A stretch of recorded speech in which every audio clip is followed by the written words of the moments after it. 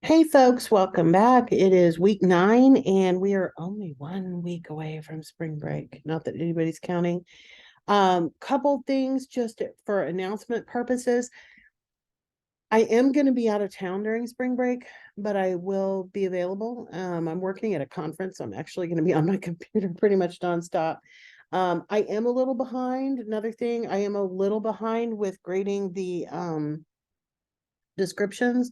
So I'm going to get those back to you as fast as I can this week, along with your instructions. You may or may not be able to utilize part or all of your smaller technical documents in your formal analytical report. So I want you to get that feedback. Even if they are not being used in your formal analytical report, of course, they are going to be resubmitted in the final portfolio. There seems to have been some confusion about that in some cases. So I'll kind of go over how that's going to work again this week. So we're going to take a look first, of course, at the syllabus and the schedule so that everybody knows where we are. The week 9 information, you do get a kind of a true break during the spring break, but you are going to have your initial introduction and bibliography and all that stuff due in week 10, and you are going to give me at least your topic for the formal analytical report this week. So you do have some extra time over spring break, of course, to work on it if you so desire, but you do not have to. I kind of set everything up on purpose so that you could avoid it if need be. So this week we're focusing on writing reports and proposals and crafting professional presentations. So from chapter 4, you've got a reading assignment as usual. And then additional materials, of course, are in the Canvas. So this week's assignments, graded assignments, you do have a discussion board on presentations, and you do have the topic proposal for your formal analytical report, which hopefully you've already been thinking about and have some ideas there. Once we get back from spring break, really the formal analytical report and the final portfolio are the only things that we're working on. So there are some smaller pieces and parts, and there are some discussions, and there are some, there's the presentation along with the formal analytical report itself. And we are going to have one new topic, which is resumes and cover letters. You already kind of have a head start with that from the business portfolio early on. And the what did I call those? I mean, I could just scroll up. Interest inventory, and experience inventory, because those are going to help you with your resume and cover letter. All right. So that's what's coming up. So this is where I want to remind you that in the very last week of classes, you are going to submit what's called the final portfolio. And that is going to contain your revised versions of the letters and memos, the sample emails and texts, the technical definition, technical description, technical instructions, and revised version of the resume and cover letter. So once you get the description and the instructions back, the only thing, and make those changes, the only thing that you should have to then completely do a revision on is the resume and cover letter when you get the feedback from those. And then we will talk about in the beginning of week 14 how to make that into a single document. But that's what's coming up in the final portfolio. And there had been a little bit of confusion about, oh, do I turn that in now? No, you don't have to turn in any of those revisions until the final portfolio. Now, you may end up using some of those other documents, because if you are going to create your formal analytical report and utilize any of the previous technical documents, you may have some things, you may want to make those changes and include that. But that's optional. For some of you, at least one or more of those pieces will work for your final or for your formal analytical report, but you may not use all of them. All right, so let's go ahead and go over to the actual module for this week and take a look at that. We're in week 9, so let's make those small.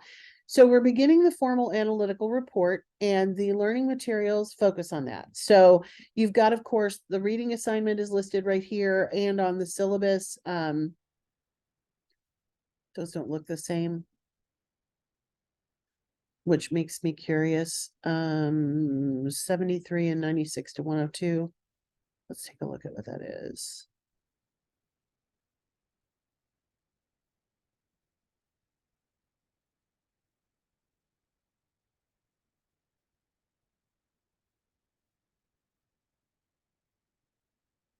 Nope, those are definitely the wrong. Okay, so the information on the syllabus is correct. In fact, I'm gonna change that now so that it doesn't get wrong. So at any rate, I want to talk a little bit about the formal analytical report, and I can do that while I am doing this. The formal analytical report is a technical writing document, and you may use things like like the description or the definition or the instructions. But the formal analytical report is a little bit different in the sense that what you're doing is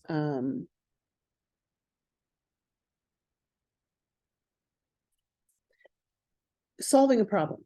So you're identifying a potential issue from your field of interest or study or work, and you are proposing solution or solutions to that potential problem. So the research is going to be much more in depth in the formal analytical report.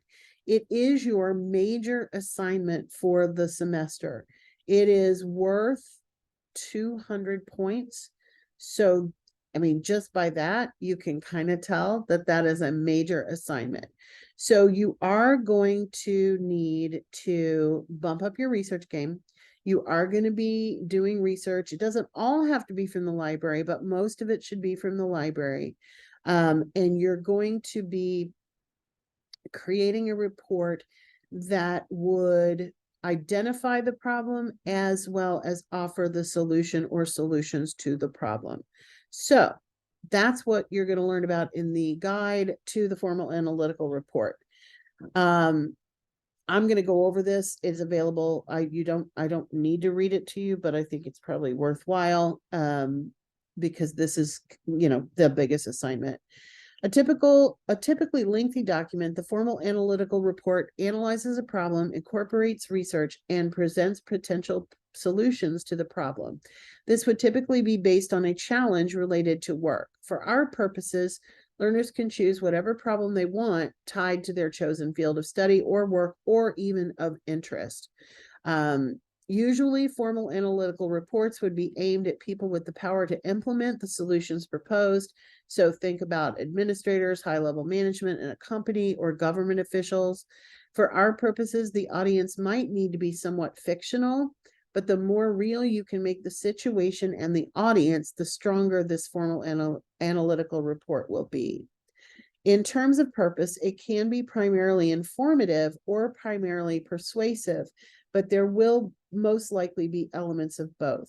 The discussion of the problem or issue along with the accompanying research is informational, but recommendations made for solutions or actions being requested, of course, will involve persuasion. So, typical analytical problems. Most analytical problems will fall into one of these kinds of situations. One is a causal analysis. Why does something happen? It could be a comparative analysis. Is X or Y better for our needs? It can be mostly focused on economics, a feasibility analysis. Is this a good idea? What will this cost? And of course, it can be some combination thereof. Elements of an effective analysis will mean that you are, of course, clearly identifying the problem or problems, the purpose of this of this document. You want to give adequate data, but not overkill. So you need to prove that it's a real problem by exploring the data. You want your data to be accurate and balanced. You want to make sure that your research is fair, that you're using good sources, and that you are fully interpreting that data. It does need to be written from an unbiased and objective perspective, but of course, you're human, so it's not completely unbiased, but you do want to maintain that kind of third person objective voice when you're giving this information. You want to use appropriate and engaging visuals, and you want to give valid conclusions and recommendations. So we've got a sample outline here. The first main introductory part is where you're going to do the definition, description, give any background, talk about the purpose and the intended audience. Unlike a research paper, the introduction is not going to be just a single little paragraph. So your introduction is going to be pretty substantial. Then you have the data section. So this is where you're investigating a topic and giving your findings. And you can repeat for as many topics as needed. Then with the conclusion, it's not going to be terribly long, but you're going to summarize, of course, and give your interpretation and recommendations. It can be about anything. And I know that that's part of the frustration with the formal analytical report, really with all the technical documents, because you may or may not be in a real position to know what all the problems are. You can come up with any topic that you want for this. You don't even have to necessarily stick with the topic that you've been using for your technical documents, although that's the intention, is that all these things stay and work together. In terms of topic ideas, got a whole bunch of, 3 links with multiple topics within them. So there's a blog link that has a lot of good ideas, technical report ideas, and other possible topics provided by link to Madison College's website. In terms of the steps to the finale, this will give you an overview of when things need to be done. So in week 9, you're going to propose your topic. In week 11, which is after spring break, you're going to give the introduction, the outline, and the initial bibliography, although I think that should say week 10. Next is the full draft, then the PowerPoint for the presentation, and then the final draft and the video of your presentation. You are going to need to create a video presentation, and we'll talk about how to accomplish that down the road. There are, in addition to the written information here, there are some videos to help you navigate that. All right, so let's go back to the learning materials. Then you're ready to go earn your points. So this week you have, why is it taking me to week 3? Good Lord. Okay. This week you have 2 assignments. One is a discussion board about presenting information. And this is just, getting some thoughts on presentations and why people get stressed out and what are some things that we can do. So take a look at that. Make sure you post that by Sunday. As usual, you can respond to others as well within a week afterwards. Then you have the where you'll turn in your topic proposal. This is going to be done in a Word document, and it gives the a link to the assignment to review. This comprehensive document is the major assignment for the oh, actually, you don't need a Word document for this. It's done in quiz format. In fact, I'm going to go ahead and go through the quiz with you because it's not a quiz that you need to not know the questions for. So question 1 is going to be a well-developed paragraph sharing your educational and professional interests. So kind of your own background. And then, of course, you're going to get into the topic for this in question 2. In planning a formal analytical report, the audience is important. So who are you aiming this at? In paragraph 3, kind of a brief outline of what topic you think you're going to be using. And then in question 4, I would love to see this in true APA citation format. So use the library to find 10 potential sources you can use in your FAR. You are going to be doing a more formal version of this later. So if there's some issues with it, that's fine. But I do want to know that you have been trying to find information.